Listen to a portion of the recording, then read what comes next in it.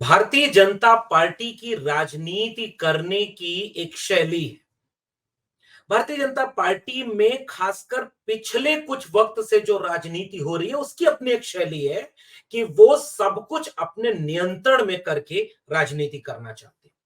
विपक्ष को भी नियंत्रण में, मीडिया को भी नियंत्रण में, पार्टी और संगठन को भी नियंत्रण में। लेकिन एक चीज है जिससे उनका नियंत्रण नहीं बन पा रहा है। तो जो नियंत्रित मीडिया है उसकी हेडलाइन बहुत बदली हुई दिख रही है। तो जो नियंत्रित नहीं हो पा रहा है वो है आरएसएस। तो जो इस समय की भारतीय जनता पार्टी है जिसके प्रमुख चेहरे गुजरात के दो नेता हैं, नरेंद्र मोदी और अमित शाह।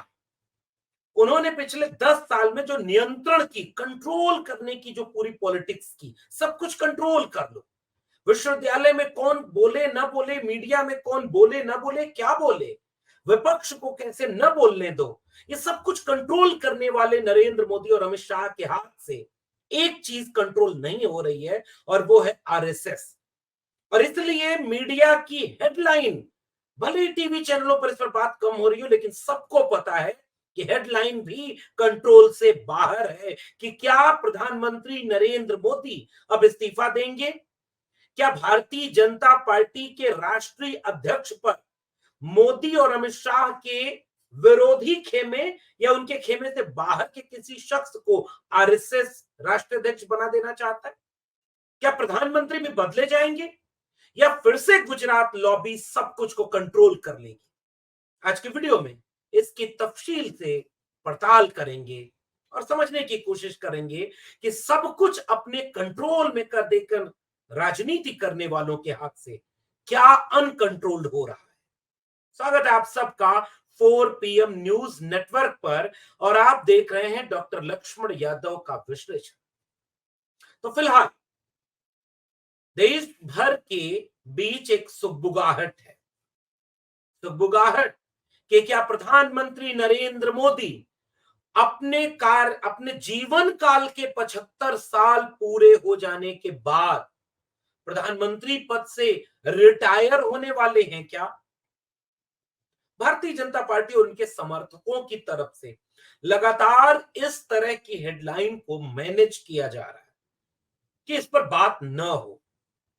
इसलिए वह भी सवाल नहीं किया जा रहा कि दुनिया की सबसे बड़ी पॉलिटिकल पार्टी होने का दावा करने वाली भारतीय जनता पार्टी के पास आज की तारीख में स्थायी राष्ट्रीय अध्यक्ष का पद खाली पड़ा हुआ है। महीनों से जेपी नड्डा का कार्यकाल पूरा होने के बाद विश्व की सबसे बड़ी पार्टी होने का दावा करने वाली बीजेपी अपना राष्ट्रीय अध्यक्ष नया नहीं चुन पा रही। पता नहीं जब वो चुनेगी तो कोई लोकतांत्रिक ढांचा होगा क्या? क्या उसका चुनाव होगा क्या? क्या उसका नॉमिनेशन भरा जाएगा? क्योंकि कांग्रेस पार्टी ने तो करके दिखाया, जिस भी रूप में किया उन्होंने मल्लिकार्जुन खड़गे और शशि थरूर के बीच चुनाव करवाया और चुनाव करके वहां से जो चुनाव जीता वो कैंडिडेट आज की तारीख में राष्ट्रीय अध्यक्ष है। तो पार्टी विद डिफरेंस का दावा करने वाली भारतीय जनता पार्टी क्या अपने राष्ट्रीय अध्यक्ष का चुनाव कराएगी क्या? अब तक तो नहीं कराई। पहले अमित शाह जी बने, फिर जब अमित शाह जी को सेकंड टर्म मिलना था और उनको नहीं मिलता दिख रहा था तो नरेंद्र मोदी जी का एक बड़ा भावुक भाषण हुआ कि देश की तरक्की के लिए, देश को आगे बढ़ाने के लिए, भारतीय जनता पार्टी को महान बनाने और चांद और मंगल पर भी सरकार बनाने के लिए राष्ट्रीय अध्यक्ष अमित शाह को होना चाहिए। तो अमित शाह जी को फिर से टर्म मिला, फिर जेपी नड्डा जी बन गए। क्या नामांकन हुआ? क्या चुनाव हुआ? नहीं हुआ। लेकिन जेपी नड्डा जी के बाद अब उनका भी कार्यकाल पूरा हो गया है तो कोई ये कहे कि चुनाव होगा तो ये हास्यास्पद सी बात होगी। चलिए छोड़िए, पार्टी विद डिफरेंस खत्म है, नाम की घोषणा होगी। अब घोषणा करने वाला कौन है? कौन घोषणा करता है कि भारतीय जनता पार्टी का राष्ट्रीय अध्यक्ष कौन होगा? पहले एक खेमा हुआ करता था जो पार्टी चलाता था, जो राजनीति करता था। पहले वो नरेंद्र मोदी हुए और फिर उनके साथ अमित शाह हुए और भारतीय जनता पार्टी के ये एक दो जिस्म एक जान, एक तरह से ये ट्यूनिंग, पॉलिटिकल ट्यूनिंग इन लोगों की है। तो जो ये तय करेंगे वो पार्टी में होगा। लेकिन अब इनके तय करने वाली बात के सामने दूसरा पावर सेंटर भी अपनी दखल पेश कर रहा है, और वो पावर सेंटर वो है जो कहता है कि वो गैर राजनीतिक संगठन है, राष्ट्रीय स्वयंसेवक संघ। तो राष्ट्रीय स्वयंसेवक संघ का बीजेपी से क्या रिश्ता है? अगर घोषित तौर पर आप कहेंगे तो वो कहेंगे हमारा कोई रिश्ता नहीं, वो बीजेपी अपना पॉलिटिकल पार्टी है, हम एक कल्चरल ऑर्गेनाइजेशन है, हमारी राजनीति से क्या मतलब।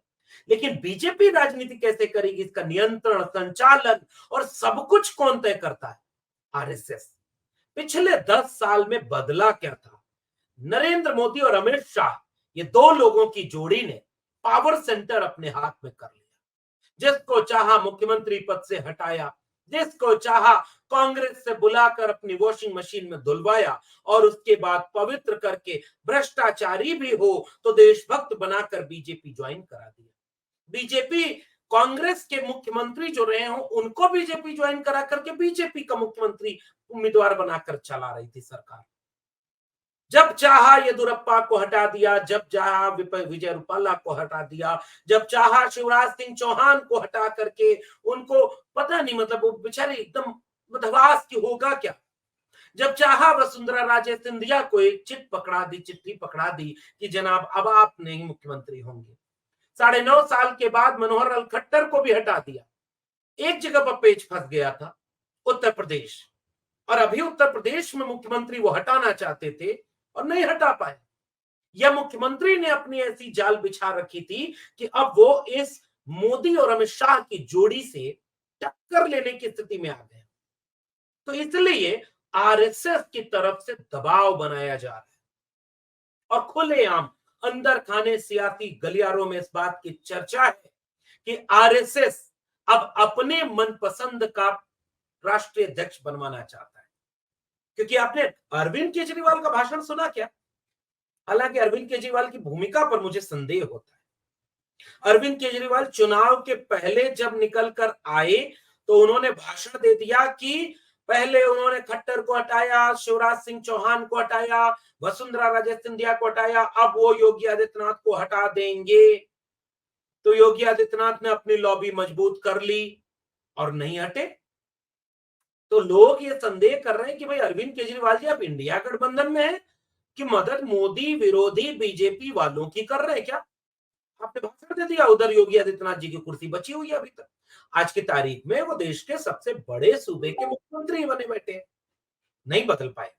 हालांकि कोशिश बहुत की थी और पूरे देश में इस बात पर खूब चर्चा थी।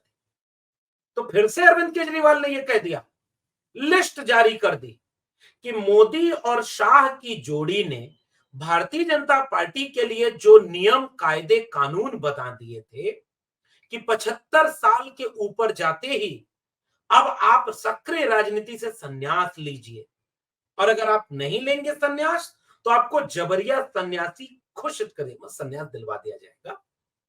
आपको लाल कृष्ण आडवाणी की तरह, मुरली मनोहर जोशी की तरह और बहुत वरिष्ठ नेताओं की तरह, बहुत वरिष्ठ है तो मार्गदर्शक मंडल में डाल दिया जाएगा, और अगर बहुत वरिष्ठ नहीं है या वो कद नहीं है राजनीति का तो गायब कर दिए जाएंगे। मतलब राजनीतिक फलक से पता नहीं चलेगा कहां गए वो, सुमित्रा महाजन कहां चली गई। केजरीवाल ने लिस्ट पढ़ के बताई। जब बाकी भारतीय जनता पार्टी के नेताओं पर 75 साल के बाद रिटायर होने की शर्त थी, तो नरेंद्र मोदी जी के ऊपर ये रिटायरमेंट की शर्त क्यों नहीं? आरएसएस इसका जवाब दे। अब आरएसएस ने इसे दिल पे ले लिया कि भाई बात तो सही है, प्रधानमंत्री जी ने अगर 75 के बाद रिटायरमेंट का नियम बनाया था, लेकिन सवाल यह है कि रिटायर होके मोदी जी जाएंगे कहां, करेंगे क्या, होगा क्या उनका। मतलब आप सोचिए, जो नॉन बायोलॉजिकल अपने को घोषित करे, जो पार्टी विद डिफरेंस वाली पार्टी से भी बहुत बड़ा कद अपना बना ले, बाकी नेताओं को किनारे कर दे, फिर इस तरह का एक झगड़ा बीजेपी और आरएसएस के बीच, गहरा झगड़ा इस समय चल रहा है। तो भारतीय जनता पार्टी की जो ये केंद्रीय धुरी बन गई थी गुजरात लॉबी, इसके सामने आरएसएस ने चुनौती पेश कर दी कि भैया आप दो में से एक ही आपको मिलेगा। क्योंकि 24 के चुनाव में अकेला शेर सब पर भारी नहीं पड़ा और बीजेपी पूर्ण बहुमत से बहुत दूर रह गई। तो कमजोर केवल बीजेपी नहीं हुई है, कमजोर केवल वहां का गठबंधन नहीं हुआ है, कमजोर नरेंद्र मोदी की छवि भी हुई है। इसलिए अंदर खाने पूरे राजनीतिक गलियारे में चर्चा है कि गुजरात लॉबी को कंट्रोल करने के लिए आरएसएस की तरफ से शर्त रख दी गई है कि अब या तो आप अपने मनपसंद का प्रधानमंत्री रखिए या अपने मनपसंद का राष्ट्रीय अध्यक्ष। और आरएसएस की तरफ से संजय जोशी का नाम आगे कर दिया गया। इस चेहरे को अगर आपने गौर से राजनीति के पिछले 2-3 दशक भारतीय राजनीति के आप जानते होंगे, गुजरात की राजनीति को करीब से देखे होंगे, तो इस चेहरे को लेकर के आपको होने वाली साजिश भी पता होगी। संजय जोशी वो शख्स हैं जिनका कद एक जमाने में गुजरात में काफी महत्वपूर्ण हुआ करता था, लेकिन जिसने गुजरात में आरएसएस का कद कंट्रोल कर दिया था, उस मुख्यमंत्री नरेंद्र मोदी ने इनका भी कद कंट्रोल कर दिया। एक सीडी आ गई, उसके बाद तब ईडी कम काम करती थी, इसलिए सीडी काम कर गई संजय जोशी के मामले में। तो संजय जोशी उस सीडी कांड के बाद गायब से हो गए। बाद में कुछ कुछ मीडिया रिपोर्ट ये बताती भी हैं कि ऐसा लगता है कि वो सीडी तो फेक थी, वो साजिश थी। पता नहीं भाई सच क्या है, ये तो बीजेपी के अंदर खाने की बात है। लेकिन अभी आरएसएस की तरफ से संजय जोशी का नाम बीजेपी के राष्ट्रीय अध्यक्ष की तरफ उछाल दिया गया। बात बिगड़ी तो दूसरा नाम पेश कर दिया गया शिवराज सिंह चौहान का। अगर आपको बहुत पुराना इतिहास 10 साल पुराना 15 साल पुराना नहीं पता है तो मैं थोड़ा याद दिला दूं। गोवा अधिवेशन के पहले गुजरात के मुख्यमंत्री जब नरेंद्र मोदी थे और राष्ट्रीय नेतृत्व में बहुत बड़ा कद था लाल कृष्ण आडवाणी का भारतीय जनता पार्टी में, और उस समय यह हो रहा था कि प्रधानमंत्री पद की दावेदारी 2014 में किसको दी जाए। सीधे तौर पर दो खेमे बंट गए थे और एक तरफ जो खेमा था लाल कृष्ण आडवाणी के साथ, उस खेमे में सुषमा स्वराज, राजनाथ सिंह और तमाम लोगों के नाम मीडिया में उछलने लगे थे।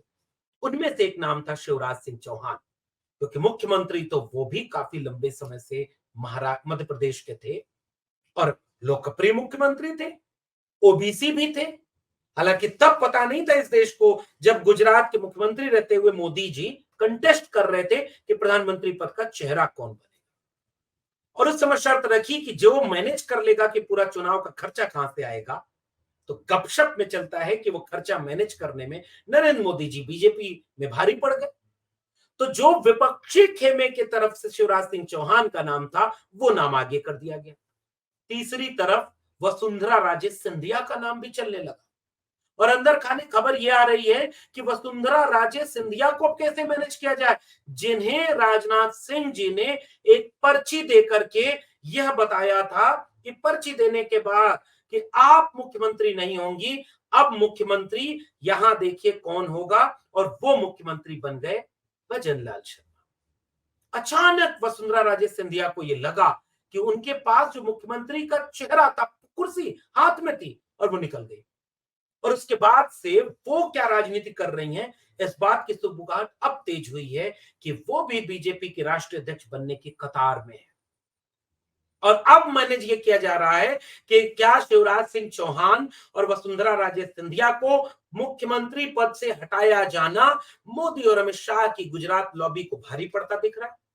क्या वो लोग ये सोच रहे हैं कि इन दोनों को वापस अपने गुजरात, वापस राजस्थान और मध्य प्रदेश का मुख्यमंत्री बनवा दिया जाए, तो राष्ट्रीय अध्यक्ष हमारे पसंद के होंगे, फिर संजय जोशी की क्या काट ढूंढेंगे।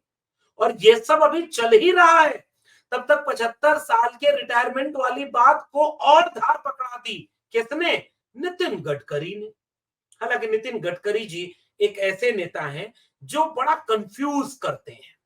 कभी वो विद्रोही तेवर अपना लेते हैं, फिर अचानक द्वारिका वाला कोई सड़क का घोटाला सामने, कोई कैग की जांच आ जाती है, फिर कुछ दिन शांत हो जाएंगे, फिर उसके बाद कभी विद्रोही तेवर उठा लेंगे कि भाई मैं तो नेता बनने के लिए मुझे होर्डिंग लगाने की जरूरत नहीं, मैं तो कुछ किसी से मांगता भी नहीं हूं, फूल माला पहनता भी नहीं हूं। ये वाला भाषण उनका वायरल होने लगेगा और लोग ये समझते हैं कि ये भाषण का इशारा किसकी ओर कर रहे हैं? नितिन गडकरी। और उसके बाद नागपुर में महाराष्ट्र में मीटिंग बुलाई जाए और नितिन गडकरी उस मीटिंग में न जाए, और 2024 के चुनाव परिणाम के बाद से एक मीडिया टेलीविजन के इंटरव्यू में बोल दें कि भाई मुझे तो विपक्षी दलों की तरफ से ऑफर आ गया था कि आप प्रधानमंत्री बन जाइए। प्रधानमंत्री पद को लेकर जो चर्चा थी उसमें तड़का डालने का काम नितिन गडकरी ने कर दिया। और नितिन गडकरी को आपको पता है कि खाने का बहुत शौक है। उनके तो वीडियो रील्स वायरल होते हैं कि अच्छा आलू भोंडा और अच्छा जो है गोलगप्पा से लेकर के पाव भाजी और वड़ा पाव कहां मिलता। तो इस बार तड़का कुछ तीखा लगा दिया नितिन गडकरी ने, और उसके बाद 75 साल के बाद रिटायरमेंट वाली बात आगे आ गई। उन्होंने कहा कि भाई प्रधानमंत्री कौन नहीं बनना चाहता। ये मुझे लालू प्रसाद यादव का एक भाषण याद आ गया। संसद में खड़े होकर, तब वो यूपीए की तरफ से शामिल थे, और बड़े जोर से वो बोले कि हर कोई के मन में प्रधानमंत्री बनने की इच्छा है, हमारे भी मन में प्रधानमंत्री बनने की इच्छा है, और काहे नहीं होनी चाहिए, लेकिन हमको कोई हड़बड़ी नहीं है। लेकिन उसके बाद लालू प्रसाद ने बड़ी महत्वपूर्ण बात कही कि कौन मुलायम सिंह यादव को, कौन लालू यादव को, कौन माइनॉरिटी के लोगों को प्रधानमंत्री, कौन मायावती जी को प्रधानमंत्री बनने देना चाहता है? कोई बनने देना चाहता है? दौर बदल गया। उस तरह के तेवर वाले नेता अब कम बचे हैं। जो तेवर एक जमाने में मुलायम सिंह यादव, लालू प्रसाद यादव, एक जमाने में मायावती जी का, एक जमाने में उस कद्दावर नेताओं की श्रृंखला हुआ करती थी, तो उस तेवर के साथ तो नहीं, लेकिन तड़का लगाने में नितिन गडकरी ने कोई चूक नहीं की और प्रधानमंत्री बनने की बात को मीडिया में छोड़ दिया। अब वो तैरती जा रही है। कभी मन करता है तो खंडन कर देते हैं, कभी मन करता है तो बदल जाते हैं, इसलिए कंफ्यूज करते हैं। तो एक तरफ नितिन गडकरी सामने आ गए, और फिर एक और खेल बचा था जो उत्तर प्रदेश में खेला जाना था कि उत्तर प्रदेश के मुख्यमंत्री योगी आदित्यनाथ और गुजरात लॉबी दिल्ली में जो बैठी है, इनके बीच का झगड़ा किसी से छिपा नहीं है। गुजरात से एक अधिकारी को वीआरएस दिलवाकर, नौकरी छुड़वाकर दिल्ली के रास्ते लखनऊ भेजा गया कि वहां वो डिप्टी सीएम बनेंगे, ताकि उत्तर प्रदेश की राजनीति पर खासकर योगी आदित्यनाथ को कंट्रोल करेंगे। योगी आदित्यनाथ ने उन्हें भटकने को छोड़ दिया और कुछ देने ही नहीं दिया। जब प्रमुख सचिव और डीजीपी से लेकर के तमाम बड़े पदों पर नियुक्ति होने के लिए लखनऊ से फाइल दिल्ली भेजी जाती, तो दिल्ली वाले उसे रोक लेते और वहां भटकने देते। दिल्ली और लखनऊ के बीच झगड़ा इतना बढ़ता चला गया कि वहां मुख्यमंत्री बदलने की बात होने लगी। केशव प्रसाद मौर्य बार बार जब इस तरह की कोई खबर आती है तो चर्चा में अचानक से आ जाते हैं कि एक पिछड़ा भी मुख्यमंत्री बनेगा। लेकिन योगी आदित्यनाथ ने अपनी बिसात ऐसी बिछाई, और कहने वाले कहते हैं कि बीजेपी को 33 पर रोक दिया और केंद्र में गुजरात लॉबी को इतना कमजोर कर दिया कि अब वो बेबसी और बेचारगी चेहरे से झलकती है। उस योगी आदित्यनाथ की भूमिका क्या होगी, इसको लेकर बीजेपी और आरएसएस के बीच खींचतान बनी हुई है। और फिर मौका देखकर योगी आदित्यनाथ ने बांग्लादेश से लेकर पाकिस्तान तक पे ऐसे कमेंट करने शुरू कर दिए कि गुजरात की तरफ से एक आवाज सुनाई देने लगी कि भाई अगला प्रधानमंत्री योगी क्यों ना हो। अब उसके बाद नरेंद्र मोदी के बाद कौन वाले नंबर पर झगड़ा तेज हो गया कि उस पर अमित शाह होंगे या योगी आदित्यनाथ। और आज भी योगी आदित्यनाथ प्रधानमंत्री पद की दावेदारी के लिए नितिन गडकरी के साथ रेस बनाए हुए हैं, अपने बयानों से, अपने कामों से, अपने भाषणों से, जिसके रास्ते चलकर नरेंद्र मोदी जी वहां तक अपना असर बनाए हुए थे। तो अब पूरी बीजेपी के अंदर भयानक घमासान आरएसएस और बीजेपी के बीच चल रहा है।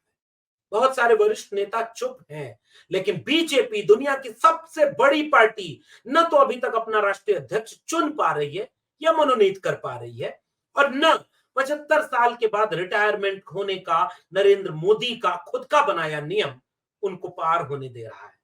और वहीं बीच बीच में तड़का लगाने के लिए कभी शिवराज सिंह चौहान तो कभी वसुंधरा राजे का नाम, कभी नितिन गडकरी तो कभी योगी आदित्यनाथ का नाम ऐसे तैरता है कि फिर नॉन बायोलॉजिकल लोगों को भी रात में बेचैनी होती होगी।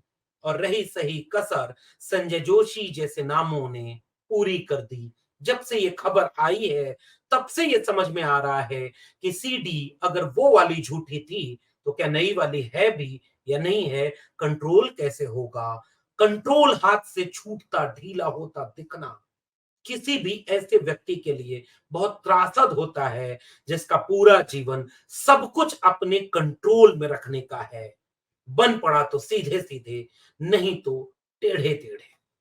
और अगर ऐसे नरेंद्र मोदी और अमित शाह हैं तो देखना दिलचस्प होगा कि अब वो अपना कंट्रोल बीजेपी पर, आरएसएस पर, सरकार पर बनाने में कामयाब हो पाते हैं या तिलिस्म अब टूटता और दरकता दिख रहा है। आप क्या मानते हैं नीचे कमेंट बॉक्स में जरूर बताइएगा। क्या नरेंद्र मोदी जी इस्तीफा देंगे? क्या अब वो रिटायर हो जाएंगे या उनके धुर विरोधी अब बीजेपी के राष्ट्रीय अध्यक्ष बना दिए जाएंगे?